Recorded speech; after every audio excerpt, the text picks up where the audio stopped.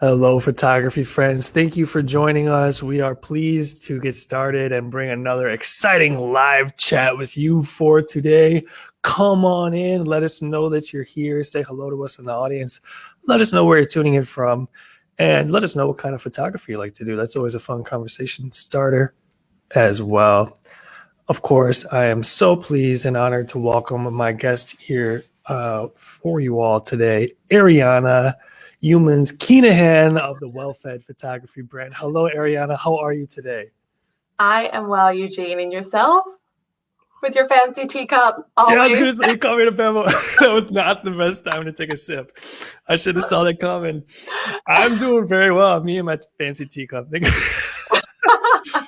It's like a part of you now. It's like your partner in Interview Crime or something to have your fancy teacup. I'll be honest with you, the original one broke, but I had to get another one because, like you said, it just became kind of like a part of me. Yeah. That's the one, like, otherwise I don't, I'm not one for fancy stuff outside of that. But, and I got to explain this on air. Everybody's like, what are you doing, Eugene? But on air, I'll explain it. I just went to a store one day. I needed a cup, and I don't like the big cups. I'm American, but I like to have decent, like small portions. So I didn't want a huge, like, coffee mug. So I just went into some store, and that was the first thing that I had seen. And it was very inexpensive. It was on some sale. It was a very inexpensive thing. So I just bought it. I was like, okay, cool. And that was it. So I don't, that's my story about my teacup to get us started for today. I called Eugene out about it before, like the very first time we were chatting. So then when I saw it again, I just couldn't help myself. Okay. Hello from the Netherlands. Mikey says hello from Poland. The weather here is not so great in Poland. You're coming from Ireland, yes, Ariana? Yeah. How is things in Ireland? Is the weather nice? It's actually gorgeous today, but like over the weekend we had snow. So it's the funniest thing. It's like snowing one day and then gorgeous and sunny the next. So I spent a good bit of time outside today just to try to soak up the sun as much as possible. Yeah, and you gave us the snow. We're having your snow right now. It's literally snowing outside right now. So thank you, Ariana. Thank you for that. All right. Well, welcome in, everybody. Once again, if you're just joining us, we're just getting started, giving you some time to come on in. Let us know where you're. Let us know that you're here, and let us know where you're tuning in from and what kind of photography you like to do. We're going to jump on in now with Ariana and get on started with our live chat interview. This is going to be exciting. As you see in the topic, photographic food for the family's soul. Ariana is all about that, as you will find out throughout this live chat. But for our keen viewers out there, and you mentioned it too, Ariana, you and I connected a few months ago. What have you been up to since then in the past 4, 5, 6 months? What have you been up to with your business? There has actually been so much. This has been a huge year for us, even though in Ireland, just to explain to anyone who's not living in Ireland presently, we are still in full lockdown mode. So at the moment, actually, no, on Monday, we got our kind of distance that we could travel changed from 5 kilometers to 20 kilometers. That was a huge deal. But in the meantime, I've just been really working in the background to provide value to our clients. So I started a podcast a couple of months ago, and that has been so well received. It's called Living a Life Well Fed. And it just ranges. We have a photographer on every month so that we can talk about photography and connect from there. But we equally, when I was doing the book of breastfeeding stories, which I'm sure we'll get to later, I heard from so many parents, they just didn't know where to find resources. And so for me, I thought, okay, I have a chance to fill this gap. I have a chance to bring resources to clients and to listeners and followers. And so I've done that through the podcast, and it's been amazing. And aside from the podcast, I had some big breakthroughs just around our industry and how we're offering services to our clients and how we're operating as business owners.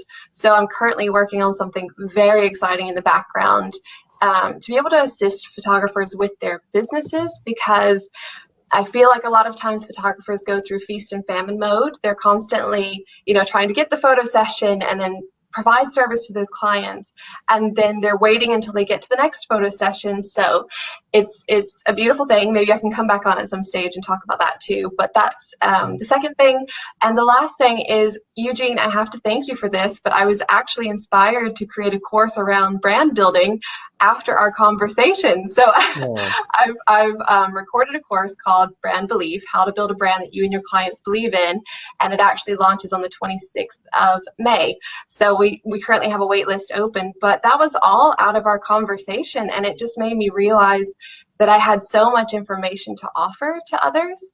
And it's not photography specific, but it's just, there's so much thought that actually goes into building a brand. It's not just a logo or colors like a lot of people think. It's not just a font that can be easily read and recognized. There's so much that goes into it. So I've been quite busy, if you want to use that word, in the past few months since we last spoke, but it's been a beautiful journey. Well, that's wonderful to hear, and I'm happy that we at nPhoto could serve as some sort of inspiration for you. And those in the audience, you heard it. Ariana is a master at branding as well as so many other things. So if you have any questions about that, drop them in the comments. I'm sure we'll probably touch on that at least a little bit as we get through the chat here today. But speaking about a brand that you believe in, WellFed Photography is the name of your photography brand, which is somewhat of it's a unique one, Yes. And it's something that I'm sure a lot of people, when they first read it, they wonder what exactly that means. So for our viewers now, what is WellFed Photography? And can you just talk a little bit about your brand? Of course. Yeah, so WellFed Photography it's really more of a movement. It's about living life in a way that you feel really satisfied at a soul level. It's making sure that you're choosing to live life the way that you want to, in a way that feels good for you, in a way that feels joyful, in a way that you feel whole and complete. And that is also how I photograph clients. So I see them as whole and complete. And that's the perspective from which I photograph them. And so it's really powerful when clients get to see the photographs of themselves when they've been taken from that perspective. It gives them an opportunity to sometimes see something in themselves that they haven't seen before. And it's gone on to assist clients with some really impressive transformations. So that's part of it. And it kind of has a double meaning because I also provide services to families who have chosen to breastfeed. And so it works both ways. I can talk about that satisfaction at the soul level, living in a way that feels really wonderful. And then also for being able to service as clients who are breastfeeding families and provide photographs of that unique part of parenthood that is kind of over before we know it. Even if we go on to breastfeed for years, like it's there and then it's gone. And so it's great to have those photographs too for clients. Absolutely. And the breastfeeding is an extremely unique part of your brand. And I know it's a very important one. Yes. And is it that you just want to try to bring attention more to breastfeeding, or what do you hope that your business and your brand can do for breastfeeding?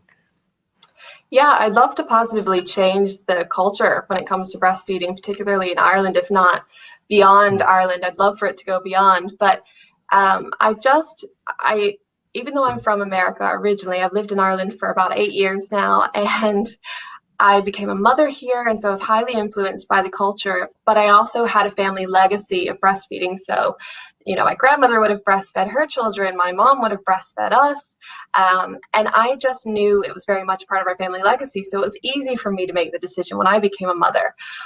But I know for a lot of people here, it's not as easy of a decision. There are a lot of generational gaps where, people that are currently having children are trying to do something that maybe their parents didn't do or their grandparents didn't do.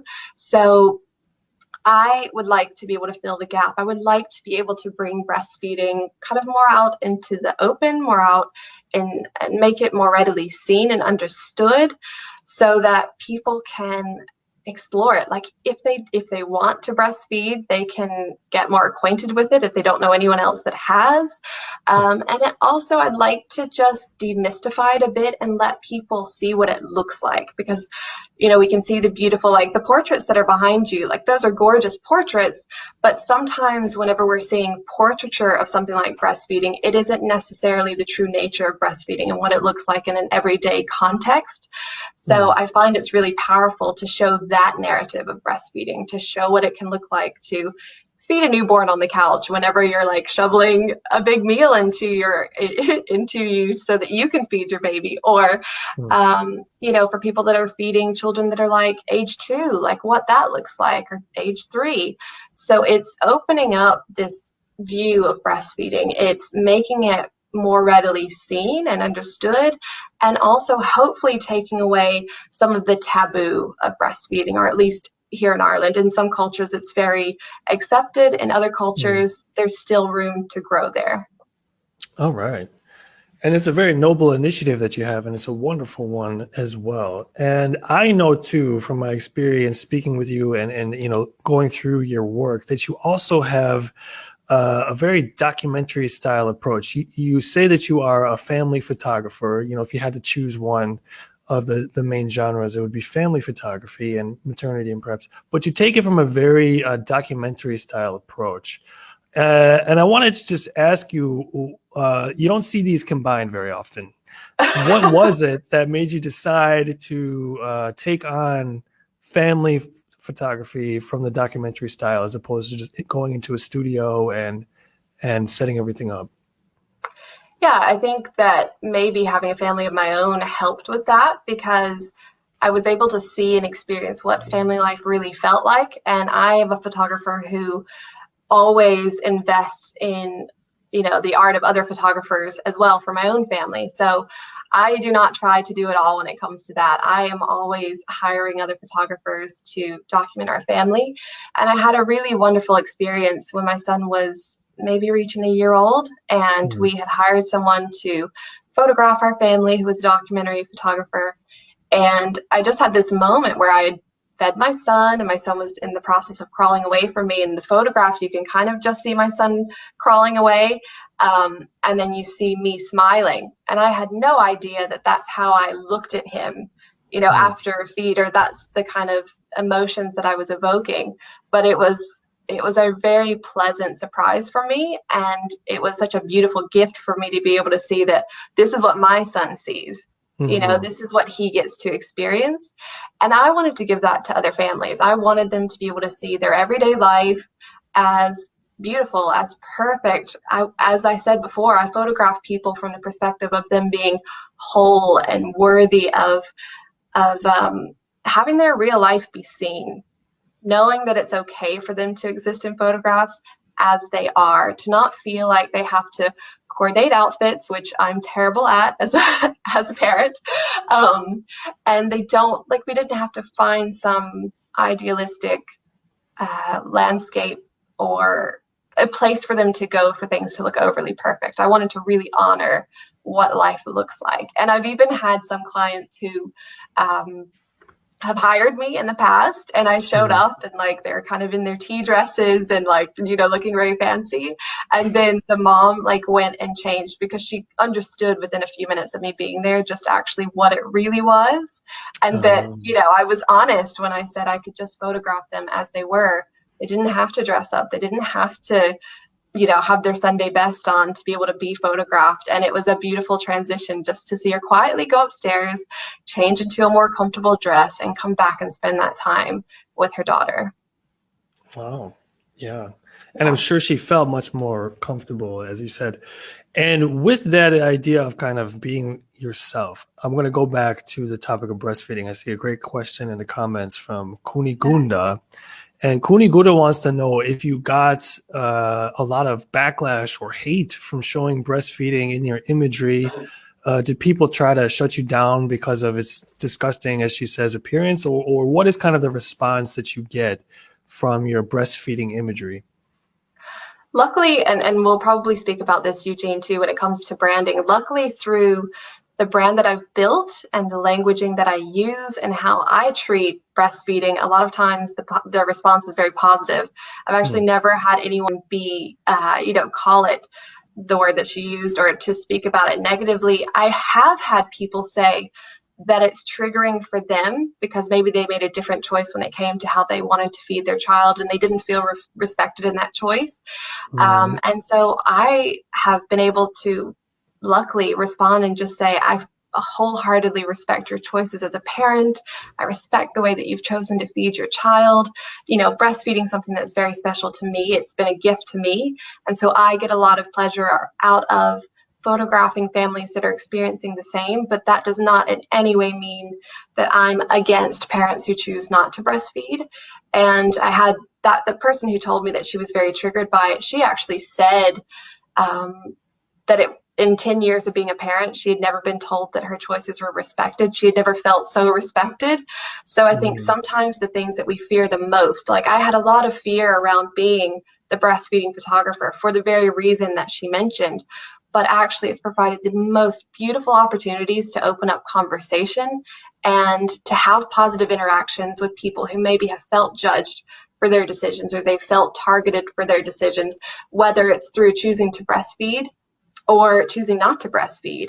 And it's been a great opportunity to have the conversation, because if I hadn't stepped out of my own fear and if I hadn't pursued this, then I wouldn't have had the opportunity to have these conversations. So honestly, it's been amazing and it's been very well received and well supported. All right. Absolutely. And do you find, you can speak mostly to Ireland and to that area, do you find that there are some women who might still be hesitant to consider breastfeeding because of the backlash they feel that might be given to them from society or even from the family members? Yes. So I've spent the past year interviewing lots of different families and individuals about their breastfeeding experiences in Ireland as part of the book that I'm creating. And it's amazing the range of experiences, because there are people who did not start out as like a breastfeeding parent, but then later on became a breastfeeding parent. So they've experienced different ends of the spectrum. There are people who have combination fed because of fear of things like being seen in public and wanting to make sure they had a bottle when they're out in public. Or if they were in their own home, but they had family members or friends visiting, they didn't want to be seen breastfeeding. So there's certainly still a level of shame or fear that people have around it or around being seen breastfeeding. But there again, that's what I hope to help take away some of that shame or that fear through being very open about it, through having the open dialogue, and through showing photographs of it so that people can see that it's not always what they perceive it to be in their mind. I think a lot of times the things that we fear the most are the biggest in our minds, but then once we see them, it takes some of the charge out of it for us. So that's what I'm doing. And I think sometimes the energy behind what we do has a big effect.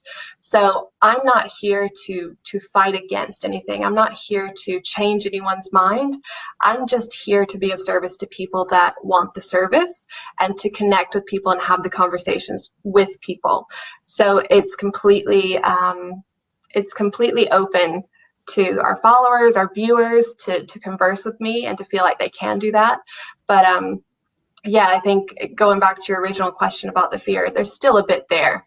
There's still a ways to go. And I think COVID, we're not going out, we're not seeing people in person anyway. So I think a lot of breastfeeding relationships are probably going on longer because they're not out in public being seen, or because they're not having to tell people like, yeah, we're feeding currently, at 2 years or 3 years or whatever. But I would love to see when we do return to being able to go to cafes or pubs or just out in public, that people can feel comfortable to feed their child whenever their child needs to be fed, whenever that happens, instead of feeling this need to hide or cover up or get home quickly. Yeah. Erase that taboo, as you mentioned earlier, that, it's natural. There shouldn't be anything taboo about it. We had some people come in. Hello, Sarah from Italy. Oh, hello, Bramilda from Ireland. Thank you for joining us. Again, anybody in the audience, if you ever have any questions for Ariana, let us know, and we will be sure to address them at some point in this live chat. And Ariana, I get your work. It's so organic and it's very real. You really get a sense like you're looking into the window of somebody's family when you look at your photography work. And this documentary style approach that you take to it, it's really something that you don't see very often. So I wanted to kind of ask you, for our audience, if you could just walk us through what it's like a day on a shoot with you, or even the whole process of what it's like to book you for like family photography from that documentary style perspective. Yes, of course. So I see someone's asked about the length of time, so I will talk about that as well. But typically people will email me. So that's the most popular mode of contact, is people send me an email to find out more information. And I am happy to respond via email, but I really try to lead us towards having a consultation of some sort, whether that's over the phone or via video, because it gives us an opportunity to start that connection. It gives us an opportunity to get to know one another and for them to already feel comfortable with me, so that they're not getting to really meet me the first time I walk through into their house.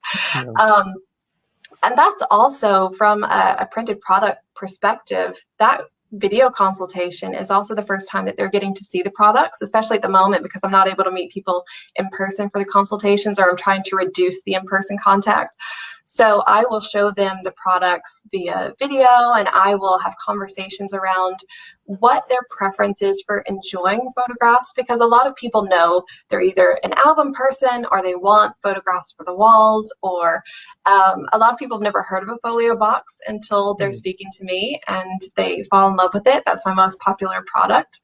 So that's when we have those types of chats. You know, I get a sense of what they're envisioning, what they really wanted for their photo session, whether they want it to be at home or another place that's really important to them or has significance to them. And then we plan out both the photo session and the photo reveal and ordering session. I always want to make sure I have the 2 dates down on the calendar, because especially if it's an outdoor session, then it gives us a backup date for a photo session if we need it. And if not, we just move forward with the photo reveal.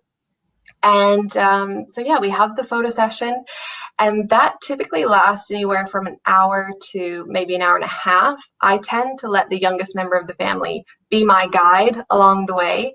But I will, at the start of the session, I don't just come in and start photographing the family. So what I do is I bring my products with me, again, a few sample products, and I show them. So I have an album that I bring.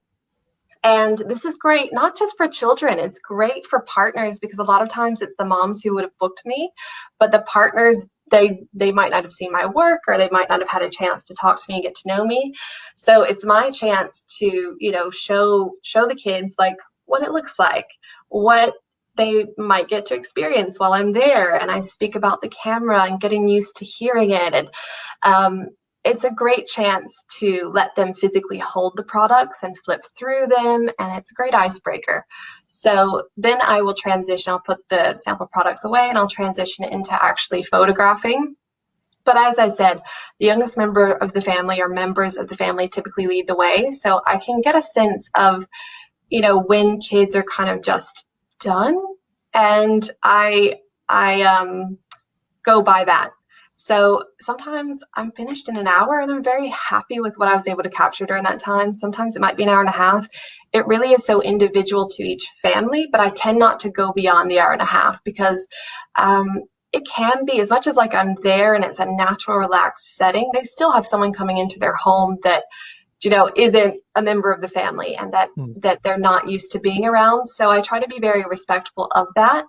And you know, like we probably all know from math class that there's like this bell curve, right? There's this window of opportunity where you're really getting the best out of something, and then sometimes that can fall off. So I always try to end at the high point of that experience, so that whenever I'm parting ways with them, they feel their absolute best. They've gotten a wonderful experience with each other. They've been able to spend time together without being interrupted by their phone or other distractions. And it's just a beautiful time to see them interact with one another and to reconnect with one another, because we're with our families a lot, most of us, but we're not always connected. We're not always present. We're not always having that mindful time spent together with them. So that's what I try to be able to give to families. That's the extra bonus of the photo session. That's something beyond just the physical pieces of art they will get to live with, because what they're experiencing, what they're feeling during the photo session is going to be reflected back to them in that art. And so I want those feelings to be able to translate. Every time that they pick up a photograph or they see something on their wall from the photo session, whether consciously or subconsciously, I want them to think about how good it felt during that time. So I find that 60 to 90 minutes is my magic time window. If I go beyond that, then it's too much. Anything under that, I think, can feel rushed for a family. So that's what I typically do. After the photo session, I typically give it about a week to 2 weeks to have the photo reveal, unless I'm traveling. So I cover the whole country. And if I'm traveling, I will typically process the photos that night and then do a photo reveal the next day. So they're having a back-to-back photo session and photo reveal and ordering session. And from there, once we have the photo reveal, they get to select what family art products they want to enjoy, and I get to make that and then deliver it. So that's kind of from beginning to end. But there's no real end, because I'm always nurturing, I'm always ensuring I stay in touch. I'm always wanting to connect with the clients to make them feel special, thought of, considered. Like, I have a client who they just welcomed a new baby into their family. So I sent them a little gift box of a few things, just to let them know that they're thought of and to help them settle into becoming a family of 4. So there's never a true end, just a sort of break between the next interaction and the delivery of the family art. Okay. And Mikey had a similar question in mind as I did about this. Going back to the photo shoot itself, she wants to know, how do you get your families to act together? Do you give them some guidance on that? For example, a family with kids busy with their phone, people who don't know what to do. So are you someone who is giving guidance to a family, or are you really just kind of being a fly on the wall and letting it all play out? Yeah, so I converse with the family, but I would actually never direct a family when it comes to what they're doing, as in, if a kid is on the phone, like, I would photograph that, honestly. Like, whatever they're watching is really, it's a marker of what they were interested in at this particular time in their life. So if they're watching, like, if a kid's watching Blippi, then I'm photographing them watching Blippi. Like, whatever makes the family happy, whatever that looks like for them is, I think we have to let go of this judgment or this preconceived notion of what family should look like, because it looks different for everyone. And particularly at the moment, I think families are coping the best they can in whatever way they can. And they were doing that before the pandemic, but now especially so.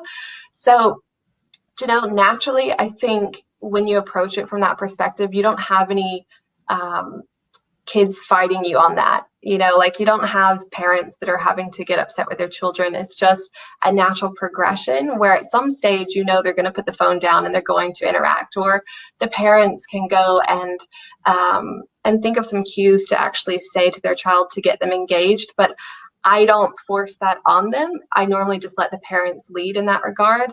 And I capture everything. I tell parents, if there's something that feels too personal for you, or if there's a moment where you just need to pause to parent, you take that pause, you take that moment. If you like, I try to be really intuitive about it, right? So that they don't have to say that to me. But I always tell them at the beginning of the photo session, if you need a moment, just say so. If you need to take a break to get a snack with the kids and you don't want that photographed, have your break to snack with the kids and get some water. I typically do photograph that too, but it really just is about letting them have the space to be themselves, because a lot of times I'm coming into their home anyway. So the last thing that I want to do in someone else's home is to really direct them. I might say, oh, that was wonderful. Or if they want to go out into the garden, I can let them know that, oh, this is fantastic. If you want to transition into the house, I feel like we've gotten, amazing photographs here, and you're welcome to go inside if you want to play games or do something else. So I'll say little things like that, which is feedback to let them know that they're doing a great job, that they are perfect what they're doing is wonderful, and always giving them positive feedback, because a lot of times, even if it's meant to be natural, people can still have these fears around, like, am I okay enough? Is it okay? Am I being okay? Am I performing correctly? So to just give them positive feedback along the way, even if it's just a one-liner or a few words, can really go a long way into just like letting them relax into themselves a bit more.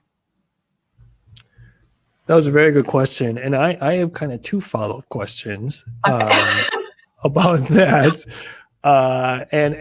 Brumilda, I see your question. We'll try and get to it a little bit later.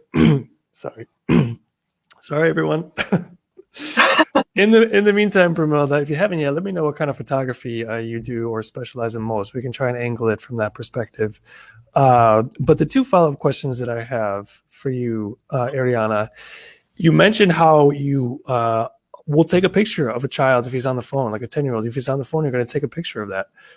Do you ever have any clients come to you like after a shoot or something and have some kind of, I'm trying to think of a light way to say, disappointing is way too hard of a word, but you know what I'm saying? Who are like, oh, like really? That was all my son did, or that was all my daughter did. Like, can you come back next week or something?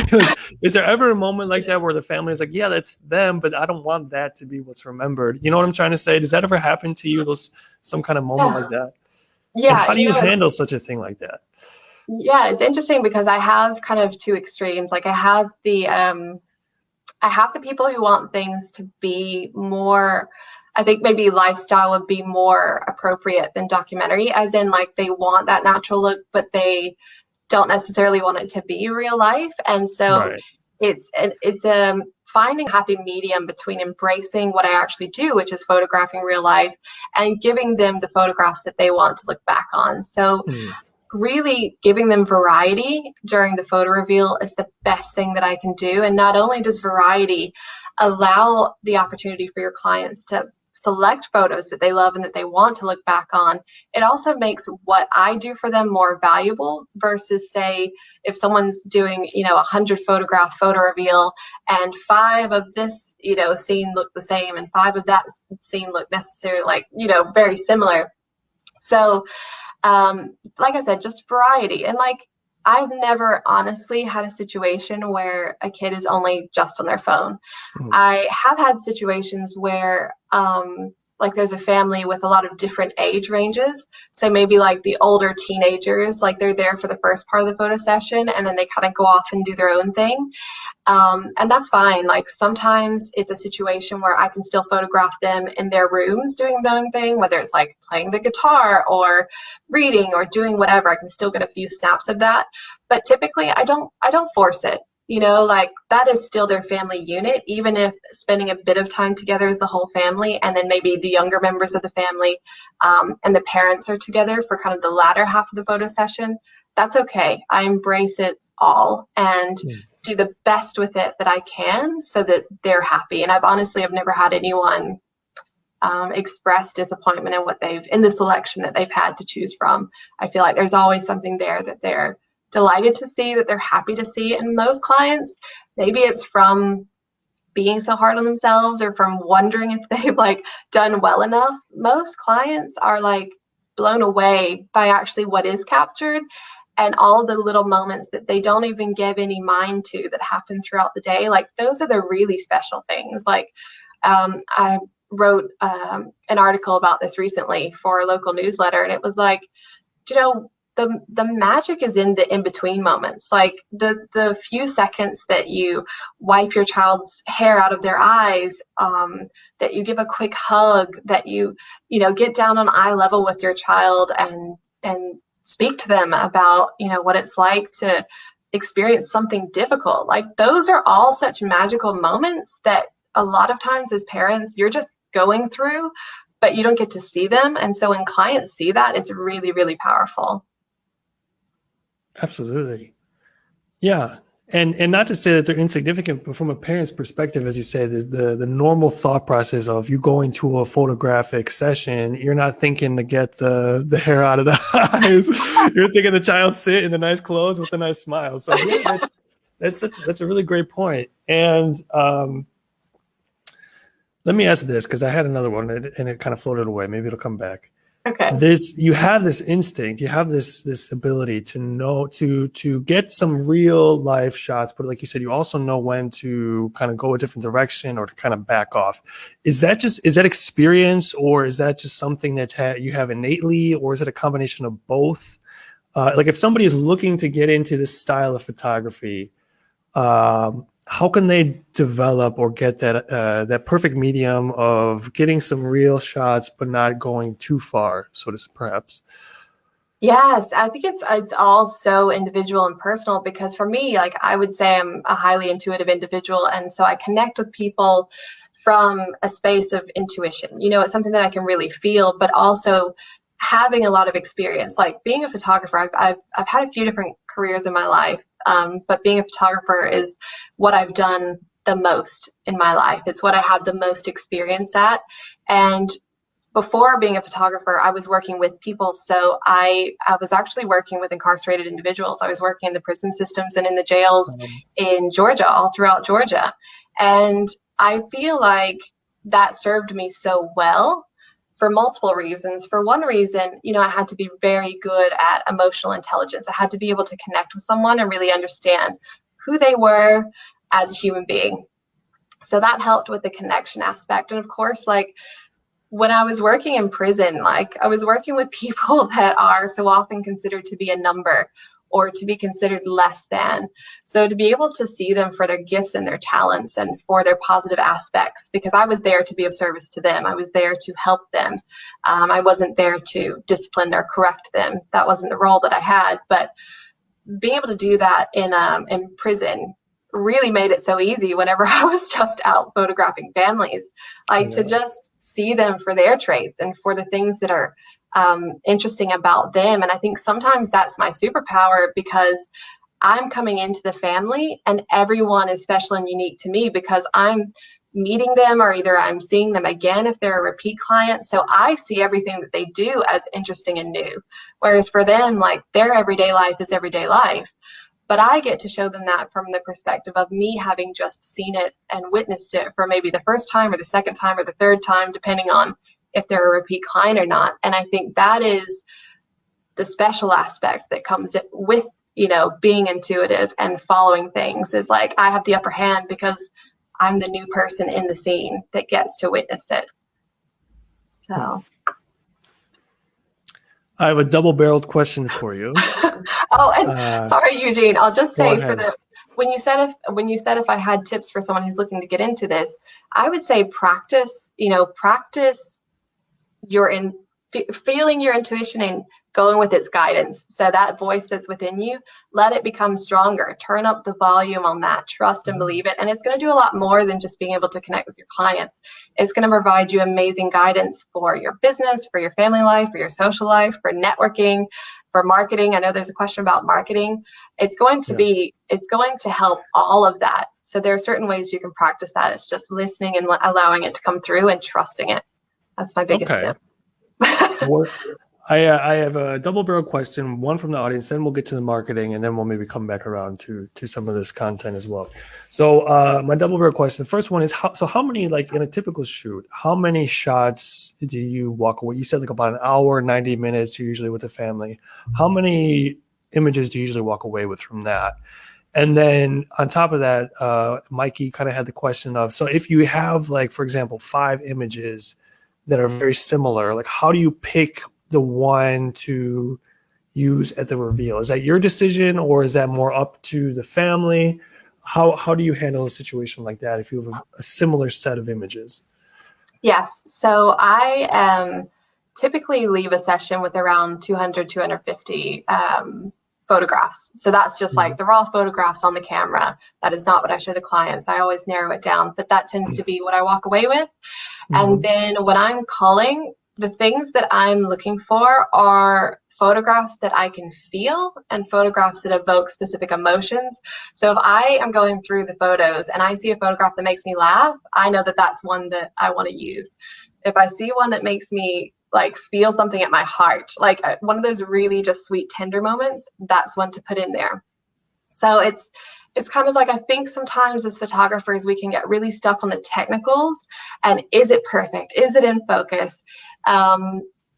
Is it, well lit? And we have all of these things. And I have to say that earlier in my career, I actually had one of my biggest sales be from a photo session that I would have said was my worst shot photo sessions, just purely from the lighting conditions. And what I learned from that, though, was that it was so much less about my perfection and the technical skills that I have as a photographer, and it was so much more about what the clients were feeling from the photographs that they were looking at. So for me, I do try to not have it be 5 really similar images. And if they are similar, I will typically go through them. I'll look at them in Lightroom together because I find it challenging to kind of look at them on the computer one by one. So I'll look at them in Lightroom, and I might assess it from something like, is it beautifully lit? That might actually come into play there. Like what's going to print the best? What is going to evoke the most emotion? What do I get the sense that they want to see? And if it's something that's really similar, sometimes I just have to take the emotion out of it for myself and say, I'm going to go with this one. Or my husband is fantastic at this. My husband, he works for the business, so it's not a GDPR concern, but he will sometimes just say, it's that one. They're going to buy that one. And I'll think, really? And he's like, they will. And he's never once in all these years been wrong about that. So he's my other sounding board if I ever am stuck. These are great questions, everyone. Keep them coming in the audience if you have any. And Brumilda, thank you so much for being so patient. I'm going to turn now to her question. She had a question about marketing, but let me give a little more of a backdrop. She has let us know that she's a lifestyle, newborn, and family photographer in Ireland. She had been living in South Africa before she immigrated to Ireland in 2020. She is a registered birth photographer, so she loves the connection between newborns and families. And her original question is, what kind of tips or advice would you have about marketing? Let me go back up. Regarding marketing, like how do you get your name out? She was asking you. Okay, so there are a few different things that are really not the typical things that I do that I've done to build connections because we're kind of working in a similar realm. I have not started offering birth photography just purely because I'm breastfeeding my daughter, so I don't feel like I can be away yet for some of the links of births that happen. But we're kind of in a similar stage of family life that we photograph. And one thing that I found really powerful is to connect with people who are lactation consultants or doulas or someone in the realm of providing services to families that are either expecting or maybe like very early in the postpartum period, they're going to be in touch with that family. So I've done a few different things. Last year, we're going through the pandemic. I had a Businesses We Love feature on our page every week. And so I would highlight someone else's business as a way to give them more of a voice and uplift them while we were going through the pandemic. And what that did is it established connections. They were so happy for being featured. And it also just means you have someone then that if they know of someone who wants those services, photography services, they've got someone who's top of their mind. So it kind of works. It's a win-win for everyone. And presently, I'm having people on the podcast as well that are serving similar clients as me. So again, it works to be able to like uplift them and bring them out as experts in their field for my clients to enjoy. But also, if they have someone that they know is going to need photography services, they can recommend them to me. But beyond that, if you don't want to start a podcast and if you don't want to use social media, whenever we can get back to meeting in person, like there are fantastic places like Business Networking International. They're meeting virtually actually at the moment, so you could hop on to a few of those meetings. And as long as there isn't a photographer actually holding a seat within that particular group, you can speak about your business. That's a great way to connect with other people, other business owners who their sole purpose is to get you referrals. So they actually have a system that they log in an app, and they're referral based. So their mission is to make sure you are getting clients through your doors. So that's another fantastic way to like network and get clients through the door. And then, you know, marketing, like it's one of the things that we don't think of anymore, but actually doing mail drops is a fantastic thing to do because people are so inundated online that I think that sending physical post is something that's not tapped into enough now, which means that you're going to get to make a lot more of an impact through doing leaflet dropping and there are services throughout Ireland that they can actually do that for you. They can base it on a region, they can do it nationwide, they can print the flyers for you.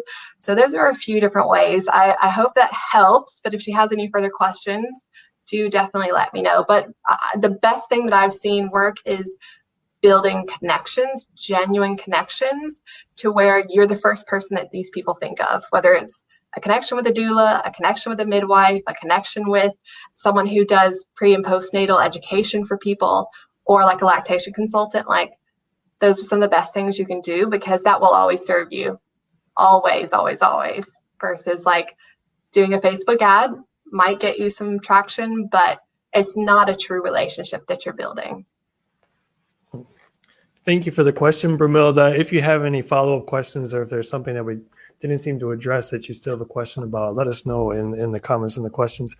I want to second your point about old-fashioned mail. I got a letter in the mail a few weeks ago, and I'm still like smiling about it from like from a client, sending me and I'm still smiling about it. And I'm mentioning about it. Yeah, like you said, especially nowadays with the inundation of digital and, not so much mail anymore, like old fashioned mail still puts a smile on people's faces and makes a big impression. And, kind of speaking of print, kind of my segue too, I want to talk a little bit about, print products now. Yeah. And you were mentioning print products throughout our discussion so far, and so they're clearly a big part of your brand. And why is it that you've decided to incorporate print products in your brand?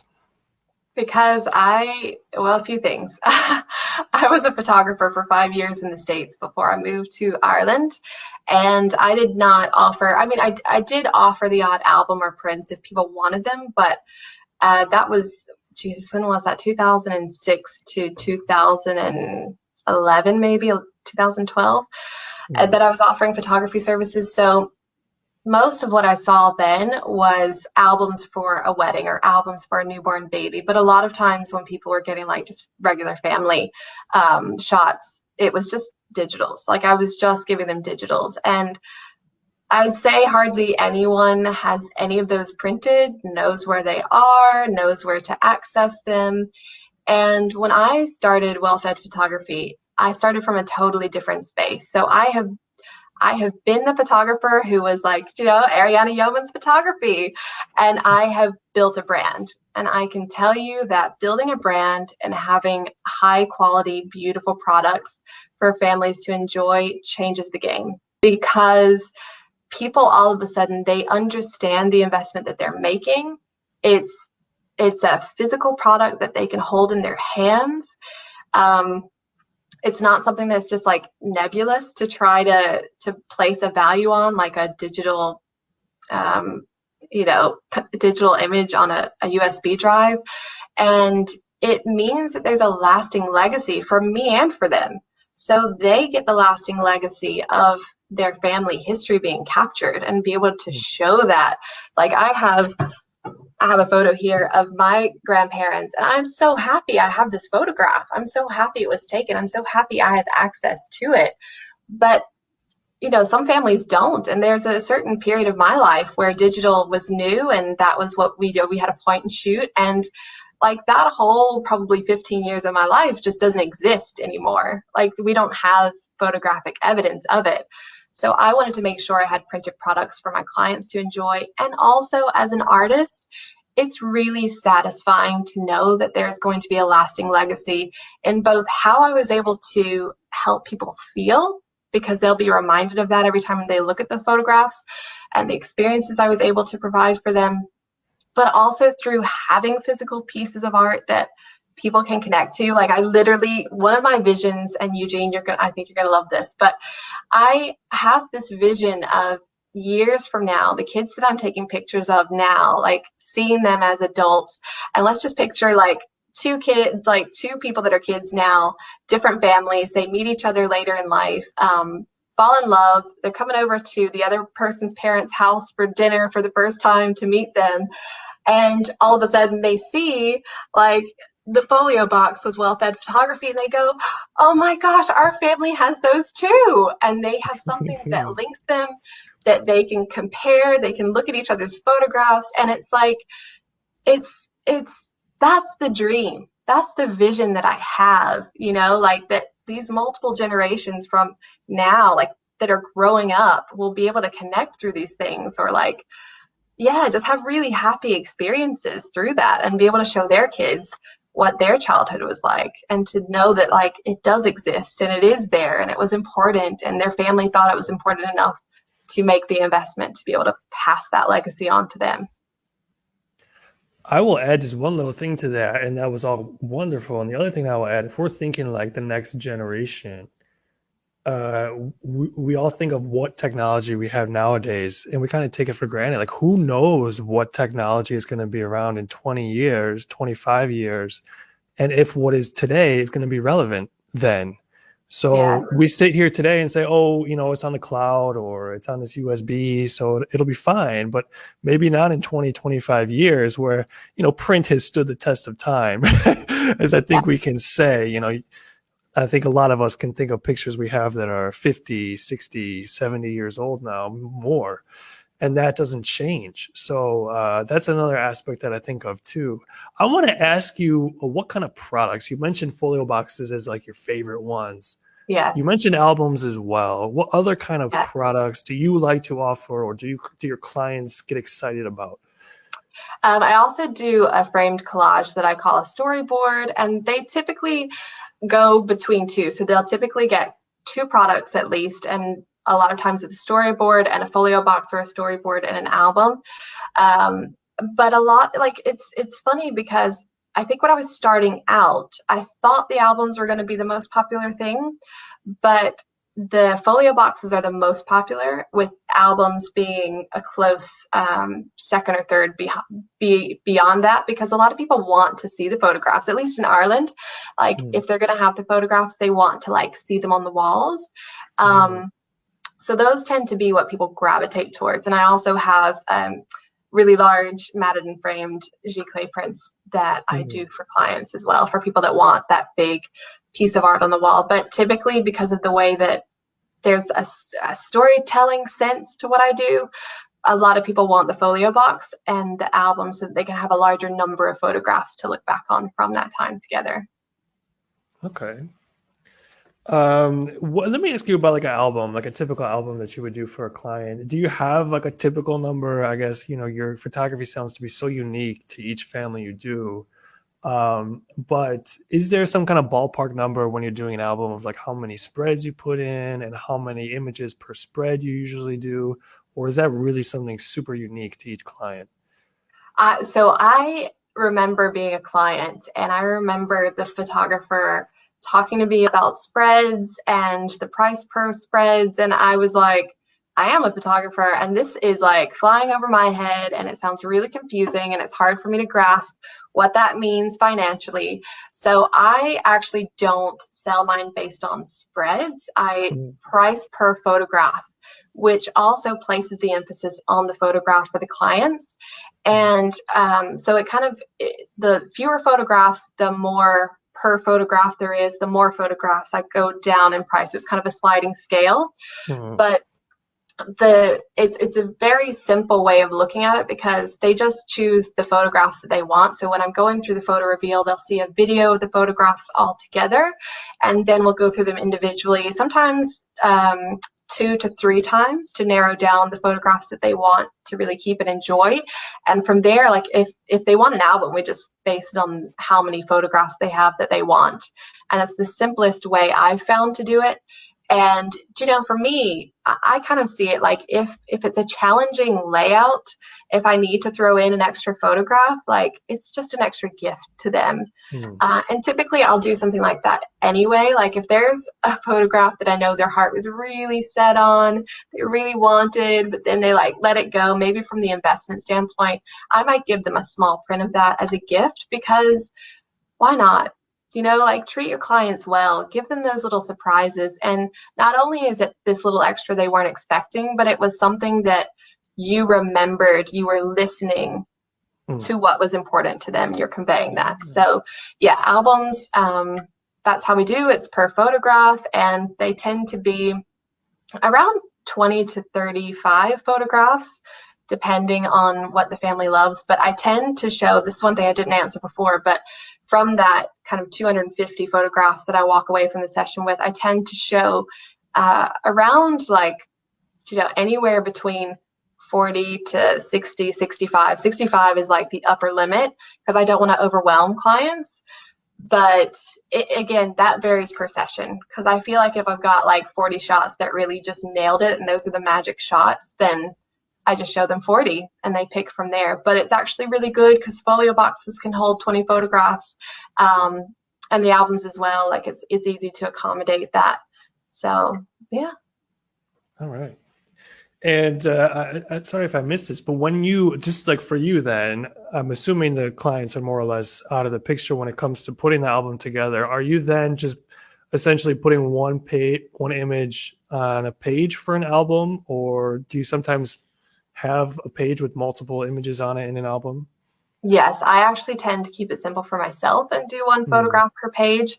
But if there's, say, a collection of photographs that really work well together, I have paired them before, like maybe doing 3 on a page, like, having one that extends, just to show for, like having maybe one that would extend over further and then having 1 or 2 there, like having 2 photographs there. So I will, but honestly, like I keep it simple, and I know every photographer is different. Some people love having extra white space, and some people just love having the photographs fill up the whole space. But I just keep it simple for my own self, to be honest. And it's a great way to have. There's like great software like Fundy and all of that makes it very easy, but I just make it even simpler for myself. Yes, and we have a very easy online designing album software ourselves, free to use. For any of you who struggle with the album designing process, we have software that'll allow you to do it automatically, similar to some of these big names out there, on top of being compatible with many of the big names. And you mentioned also, too, you kind of alluded to this, that it's a great upselling or cross-selling opportunity to say, like, if the clients want a lot of images that just won't really fit in an album, you can say the rest can be in a folio box or vice versa. So that can be another opportunity as well. And a very organic one, not like a pushy, not a salesy one, but a very organic one as well.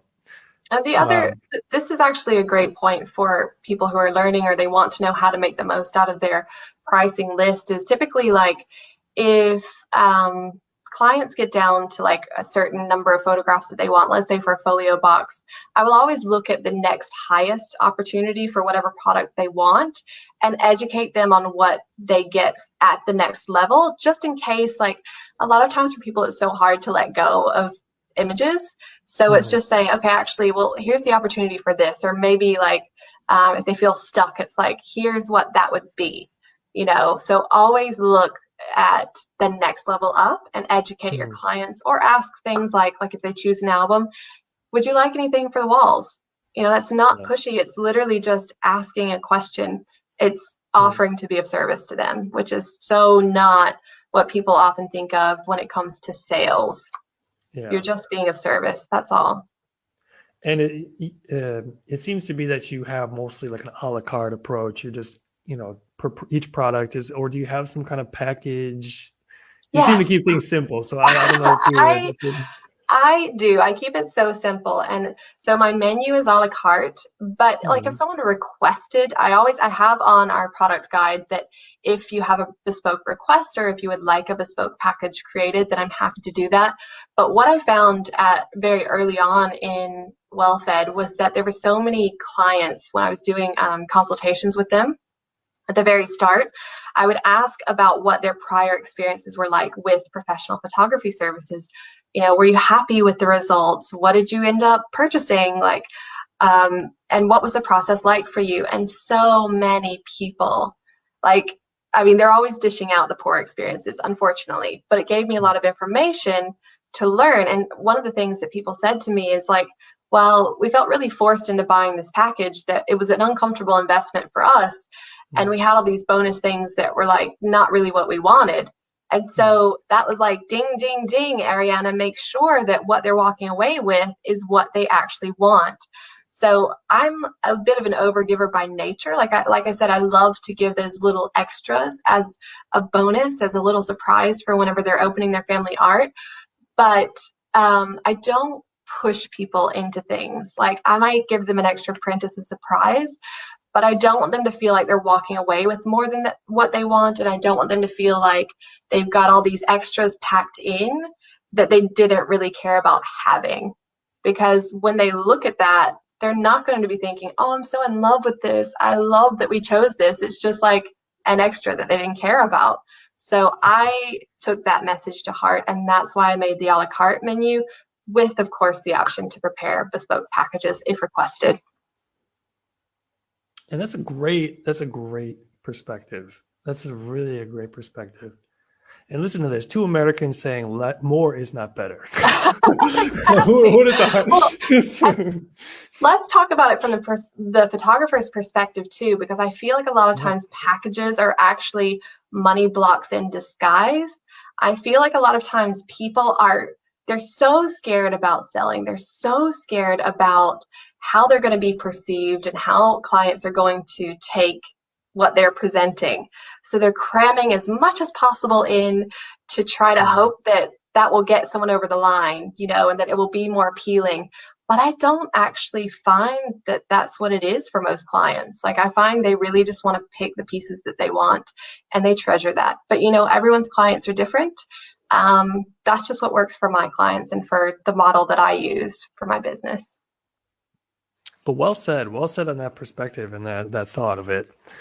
Last call for questions in the audience. If you have any more, let us know. And even if you think of something at the last minute, drop it anyway. Or if you had to leave and come back to this recording and you have some questions, let us know. We're in great touch with Ariana, and I'm sure she'd be happy to answer any lingering questions that you might have after the interview is done. This will be available on our nPhoto Lab page once we finish for future viewing. Don't leave now, but that is the reality. So last call for the questions from the audience. I have another question. I kind of want to go back to where we started, and this just might be a personal question for me. Somebody who doesn't have tremendous experience in the professional photography world. I don't know. Well, let me ask this kind of prelude question for you. Do you have much experience? Like, have you done studio work, or have you always kind of been kind of a lifestyle on the scene photographer? Yeah, I've been more like documentary and on the scene, as you say.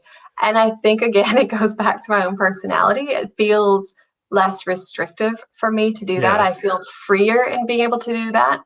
But I still believe that knowing, like, external lighting is important and knowing how to create certain looks is important. But no, I've never set up as a studio photographer. Okay, well, that was my setup question. So you might not. I don't know how, because the main question I wanted to ask you, and again, it might not be as easy to answer this. It was just to compare, because when we talk about family style photographers and portrait photographers, like, we're generally thinking of studio style. You're not going to see people walking like that in the street very much, or sitting in their home. So I was wondering, what your thoughts are comparing the difference between doing a family portrait style shoot kind of a thing in a studio setting compared to more of an on the scene lifestyle or documentary. It's like, is there some ways you can compare it, maybe some benefits or drawbacks of both, what someone who might have been more in the studio world should expect when they go here, and maybe vice versa? Yeah, I think if you're starting out from the studio perspective, I mean, you've got an upper hand in the fact that you're probably a very technically skilled photographer. You probably really understand your camera and how it operates. Whereas for me, I had to learn that later on because I was initially self-trained and I had to learn the technical aspects later. So you have an upper hand there. But think you have to also relax into what it is and letting people be who they are and Hmm. not pose them. But the brilliant thing is, like, sometimes, Eugene, I see photographs that are portraiture photographs, and I really do feel like the photographers captured the essence of that person. Sometimes I see portraits and I don't really feel like that's the case. So I still think that there's the ability to capture the essence of someone, whether it's documentary photography or studio portraiture. But here's the difference for me. I think in studio portraiture, sometimes we miss context that is important to that person's life. And I Hmm. will explain what I mean by that. There's a portrait, an Olin Mills portrait of my mom, and it's in the home that I grew up in. And I asked her, I said, what made you go get your photograph done? Because it's just of her, right? It's not like a family portrait, it's just of her in her 20s. And she said to me, I thought that maybe one day I would have grandchildren who wondered who that person was and what was important to her. And I think that that is amazing that she was able to think about that in her 20s. But what I also think is, like, she's a horsewoman. She's been so active. She's like, there's so much to her that isn't captured just in that portrait that could have been captured perhaps like on her parents' ranch or at our home out at the barn. So I think that there's room for every type of photography and everyone's drawn to something different. For me, I love the context. I love the historical value of seeing things like, what toys the kids are playing with, or what newspapers sitting out, or what Blippy videos being watched, or like those things are what I enjoy. And I think if you're going from a studio to, say, documentary photography, that is the world that gets to open up for you. You get to see that historical context. And if you stay in the game long enough, which I'd love to actually talk about, the sustainability of photography and having a photography brand, but if you stay in long enough, then you can look back over and really start to see the transitions and see the changes. Like I got my dad, I think it's called Storyworth. It's like basically where he answers certain questions and they turn it into a book. And I saw one of his responses today, and it was about all the different cars that he's owned throughout his life. And he had photos of the different cars.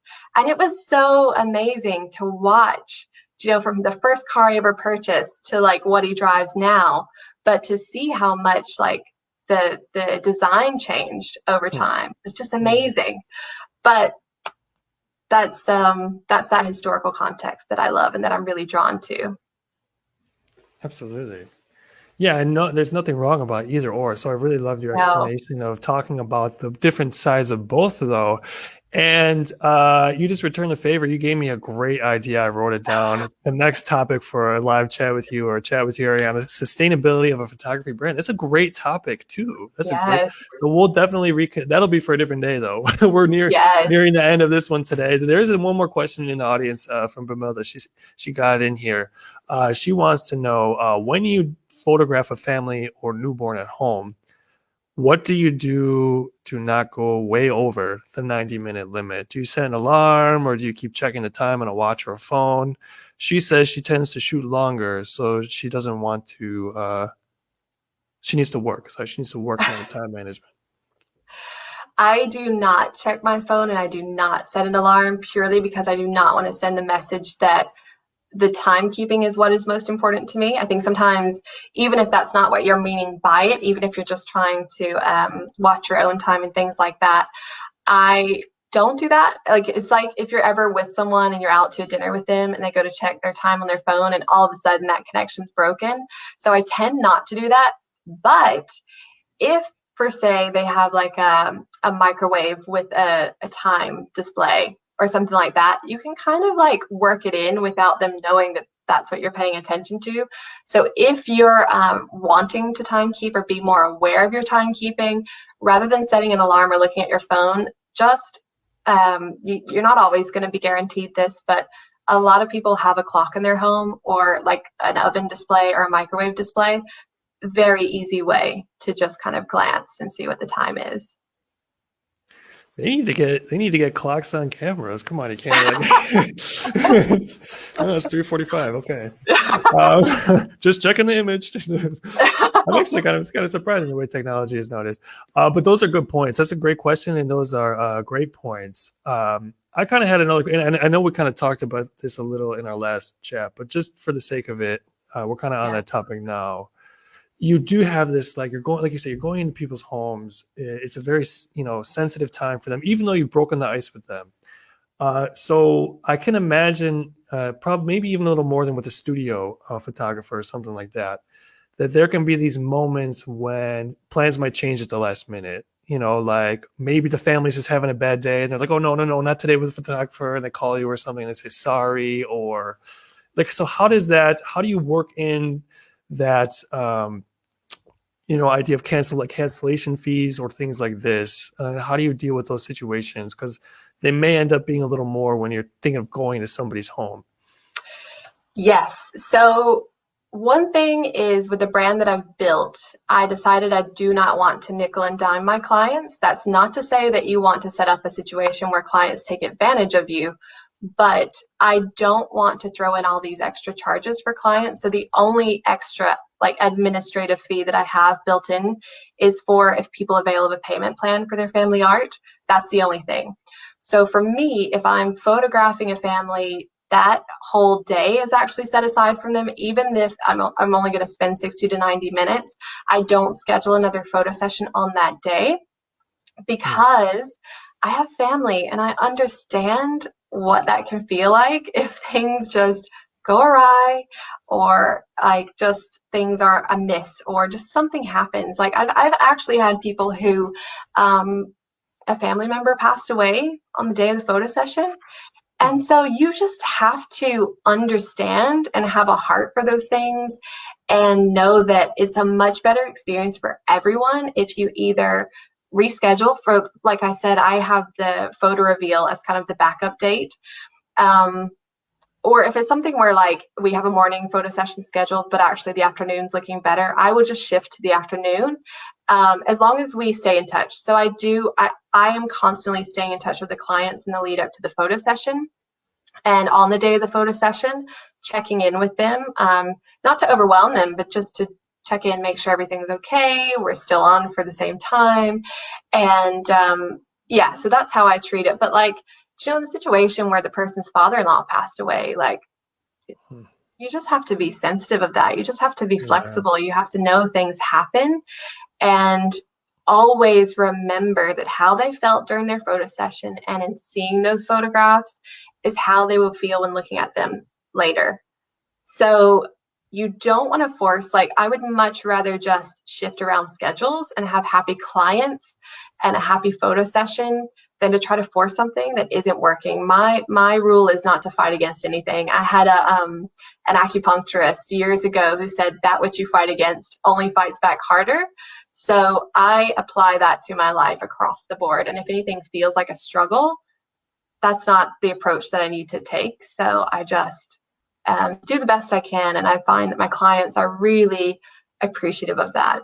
And I get lots of great feedback and positivity as a result. They don't feel like they're a transaction. They don't feel like I'm only here to get money from you. They feel valued. And that's the other part of it is, I think when you have your own boundaries in place and you're very open with boundaries and all of that, like, people are less likely to want to take advantage of you. So I've never felt in a situation where we needed to change a photo session around that it was someone trying to like take advantage of the situation. Typically it's a genuine reason.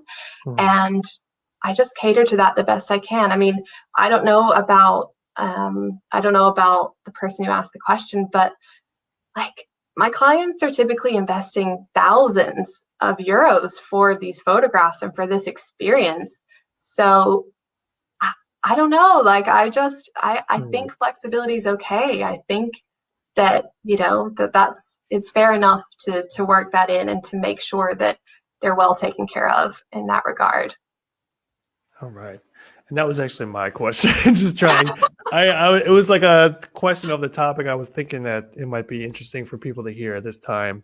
But we have one, and sorry, audience, this is the last question, I promise. But don't stop asking. We'll answer them later. But the last question for the live segment, it's a quick one from Brumilda. Similar topic. She wants to know, do you include traveling fees in your pricing, or is this an additional charge? So this goes back to what I was saying about the nickeling and diming part. I used to do that. I used to charge extra for travel, but the current model that I've shifted to, I include it because it's just easier. It's simpler. I've actually increased the pricing that I offer this year. And so I increased keeping that in mind because, again, I cover the whole country. So whether I'm going to Galway or Donegal or Cork, like it's the same across the board.